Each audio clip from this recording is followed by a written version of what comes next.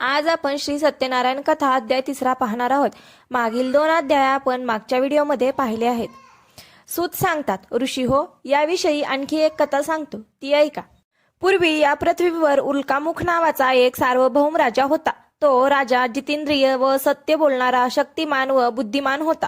तो देवळात जाऊन प्रत्येक दिवशी ब्राह्मणांना द्रव्य देऊन संतुष्ट करीत असे। त्याची भार्या पतिव्रता, सुंदर वदना व अत्यंत रूपवान होती। एक दिवशी तो राजा स्त्रीसह नदीच्या तीरावर सत्यनारायणाचे पूजन करीत होता। त्यावेळी साधुवानी व्यापारासाठी पुष्कळ द्रव्य घेऊन राजा पूजन करीत होता। त्या ठिकाणी आला व नौका नदीच्या तीरावर उभी करून राजाच्या जवळ आला व व्रत करणाऱ्या राजाला पाहून अत्यंत विनयाने विचारू लागला। साधुवानी म्हणाला, हे राजा, भक्तियुक्त अंतकरणाने हे तू काय करीत आहेस ते सविस्तर मला सांग, माझी ऐकण्याची इच्छा आहे।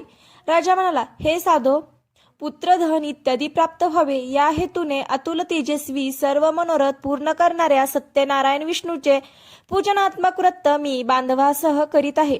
राजाचे हे वाक्य ऐकून अत्यंत आदराने साधुवानी म्हणाला, महाराज, आपण हे व्रत विस्तार करून मला सांगा। जसे सांगाल तसे मी करीन। मला पण संतती नाही, ती या व्रतामुळे नक्की होईल। असे बोलून व्यापारासाठी अन्य गावी न जाता आनंदाने साधुवानी घरी परत आला व त्याने संतती देणारे हे व्रत आपल्या भार्येला सांगितले। ज्यावेळी मला संतती होईल त्यावेळी मी सत्यनारायणाचे व्रत करीन असा नवसपण त्याने केला। अशा प्रकारचे व्रत शीलवान साधुवान्याने आपल्या लीलावती नावाच्या भार्येला सांगितले।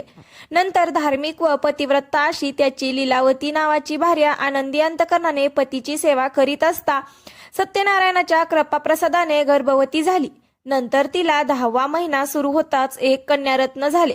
ती कन्या शुक्ल पक्षातील चंद्राप्रमाणे प्रत्येक दिवशी वाढू लागली व म्हणूनच तिचे नाव कलावती असे ठेवले।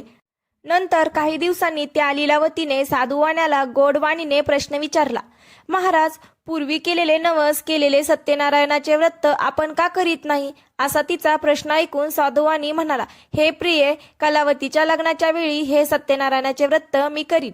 अशा प्रकारे भार्येचे समाधान करून व्यापारासाठी साधुवानी दुसऱ्या गावाला निघून गेला। त्याची कन्या कलावती गुणांनी व वयाने मोठी होऊ लागली। साधुवान्याने आपली मुलगी लग्नाला योग्य झाली आहे असे पाहून मित्रमंडळी बरोबर चर्चा केली व लगेच उत्तम वर शोधण्यासाठी एका दूताला आज्ञा केली। तो दूत आज्ञेप्रमाणे वर शोधण्यासाठी कांचन नावाच्या एका नगरात आला। नंतर तो दूत एका वाण्याच्या मुलाला घेऊन परत आला। त्यावेळी सर्व गुणसंपन्न व सुंदर अशा वाण्याच्या मुलाला पाहून त्या साधुवाण्याने आपल्या नाती बांधवांसह आनंदी अंतकरणाने त्या वैश्यपुत्राला विधियुक्त कन्यादान केले। त्या विवाहाच्या वेळी दुर्दैवाने पूर्वी नवस केलेले सत्यनारायणाचे व्रत करण्यास तो विसरला। त्यामुळे भगवान रागवले। नंतर तो व्यापारात चतुर असणारा साधुवानी कालच्या प्रेरणेप्रमाणे व्यापारासाठी जावयासह निघून गेला आणि सिंधू नदीच्या जवळ असणाऱ्या रम्य अशा रत्नपुरामध्ये जाऊन आपल्या श्रीमान जावयासह तो साधुवानी व्यापार करू लागला। ते दोघे चंद्रकेतूच्या नगरात व्यापार करीत असता काही काल उत्तम गेला। इतक्यातच सत्यनारायण प्रभूंनी हा वाणी आपल्या सत्यनारायण पूजेच्या प्रतिज्ञेपासून भ्रष्ट झाला आहे, म्हणून याला भयंकर दुःख प्राप्त व्हावे असा शाप दिला।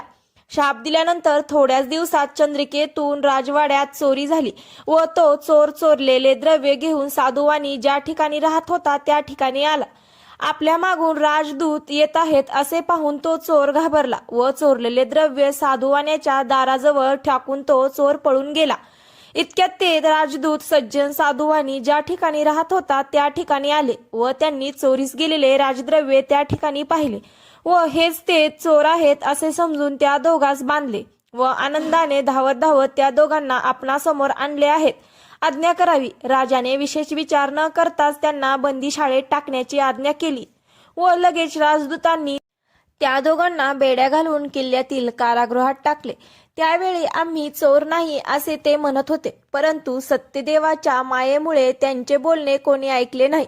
उलट साधुवाण्याचेच सर्व द्रव्ये जप्त केले। सत्यनारायणाच्या शापामुळे साधुवाण्याच्या भार्येला फार दुःख झाले व त्याच्या घरातील सर्व द्रव्ये चोरीला गेले।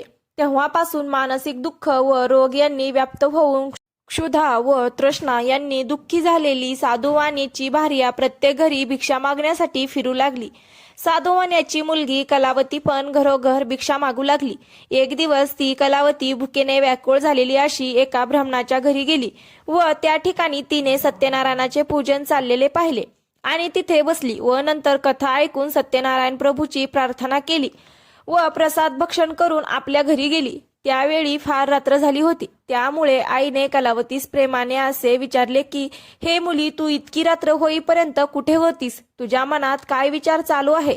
ते ऐकून कलावती म्हणाली, हे आई, मी ब्राह्मणाच्या घरी सर्व इच्छा पूर्ण करणारे व्रत पाहिले. मुलीचे वाक्य ऐकून आनंदी झालेली साधुवाण्याची भार्या सत्यनारायणाचे व्रत करण्यास तयार झाली व त्या पतिव्रता असणाऱ्या साधुवाण्याच्या भार्येने आपल्या पती व जावई लवकर घरी यावेत असा संकल्प करून बांधव व इतर आप्तजन यासह सत्यनारायणाचे पूजन केले व हे भगवंता, माझ्या पतीचे व जावयाचे अपराध क्षमा करण्यास आपण समर्थ आहात अशी सत्यनारायणाची प्रार्थना केली. त्यावेळी भगवान सत्यनारायण व्रताने संतुष्ट झाले. नंतर चंद्रकेतूच्या स्वप्नात जाऊन त्यांनी सांगितले, हे नरपश्रेष्ठा, तू जे 2 वाणी बंदीशाळेत टाकले आहेत ते सकाळी सोडून दे. तसेच हे राजा, तू जे त्यांचे धन घेतले आहेस ते त्यांना परत दे. असे जर तू न करशील तर धन, पुत्र व राज्य यासह तुझा नाश करील असे राजा स्वप्नात सांगून सत्यनारायण भगवान अदृश्य झाले. नंतर प्राप्त काळी राजाने सभेमध्ये बसून स्वजनांसह सर्वांना ते स्वप्न सांगितले व जे 2 वाणी आपण बंदीशाळेत टाकले आहेत त्यांना लवकर मुक्त करा अशी दूतांना आज्ञा केली. दूतांनी राजाच्या आज्ञेप्रमाणे साधुवाणी व त्यांचा जावई या दोघांना बंधमुक्त करून राजाच्या समोर आणले व हात जोडून नम्रतेने म्हणाले, महाराज, आपल्या आज्ञेप्रमाणे बंदीशाळेतून मुक्त करून दोन्हीही वैश्यपुत्र आणले आहेत. नंतर साधुवाणी व त्यांचा जावई यांनी चंद्रकेतू राजाला नमस्कार केला व पूर्वीचा वृत्तांत आठवून शिक्षेच्या भीतीमुळे त्यांनी काहीच भाषण केले नाही. त्या दोघा वाण्यांना पाहून चंद्रकेतू राजा आदराने म्हणाला, वैश्याहो, तुमच्या दैवयोगाने तुम्हाला दुःख भोगावे लागले. आता भीती नाही असे बोलून त्यांच्या बेड्या काढून शौरकर्म व मंगल स्नान करविले. नंतर त्या दोघांना वस्त्र व अलंकार देऊन गौरव केला व नम्र भाषणाने त्यांना अत्यंत संतुष्ट केले व त्या वाण्याने जे द्रव्य घेतले ते त्यांना दुप्पट करून दिले व म्हणाला, हे साधो, आपण आपल्या घरी जा. नंतर त्या दोघांनी राजाला नमस्कार केला व म्हणाले, आम्ही आपल्या कृपेने घरी जातो. या ठिकाणी सत्यनारायण कथेतील 3रा अध्याय पुरा झाला. हरे नमः. मित्रांनो, 3य अध्याय इथे समाप्त झालेला आहे. 4था अध्याय आपण पुढील व्हिडिओमध्ये पाहणार आहोत. त्यासाठी आपल्या चॅनलला सबस्क्राईब करायला विसरू नका आणि बेलही प्रेस करा, जेणेकरून प्रत्येक व्हिडिओचं नोटिफिकेशन तुमच्यापर्यंत पोहोचू शकेल. भेटूयात अशाच रोचक आणि माहितीपूर्ण व्हिडिओ सोबत. तोपर्यंत धन्यवाद.